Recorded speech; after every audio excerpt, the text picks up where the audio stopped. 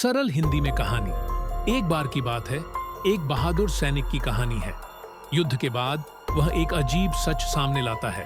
मरने से पहले उसने अपनी आत्मा एक राक्षस को बेच दी थी ताकि वह दोबारा इंसानों की दुनिया में आ सके।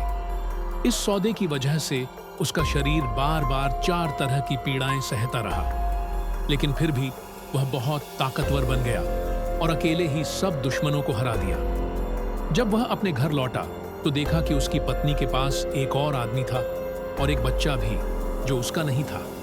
उसे लगा कि उसकी पत्नी को लगा होगा कि वह युद्ध में मर गया है।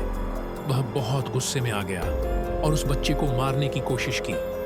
बाद में पता चला कि वह आदमी असली पिता था और सिर्फ खाने पर आया था, लेकिन सैनिक ने गुस्से में उसे मार डाला।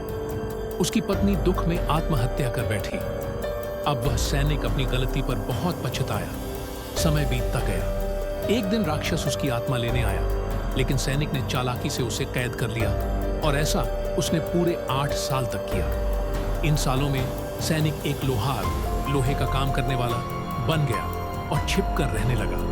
उसने बहुत सारा सोना इकट्ठा कर लिया और उससे एक खास हथियार बनाया जो राक्षस को भी डरा सके। लेकिन फिर एक दिन सरकार का एक अफसर उसे पकड़ने आया, क्योंकि उसे खबर मिली थी कि लोहार ने बहुत सारा सोना छिपाया है। अफसर गांव में आया और 3 गुंडों को लेकर लोहार के घर पर छापा मारा। घर में हर तरफ डर और अजीब माहौल था। अफसर दरवाजे पर ही रुक गया। तभी लोहार पूरी ताकत के साथ बाहर निकला और लड़ने लगा। लड़ाई में एक आदमी गलती से मारा गया और बाकी लोग डर के मारे भाग निकले। अब गांव में यह बात फैल गई कि लोहार कोई खतरनाक हत्यारा है। बाकी बचे लोग मदद लेने भाग गए।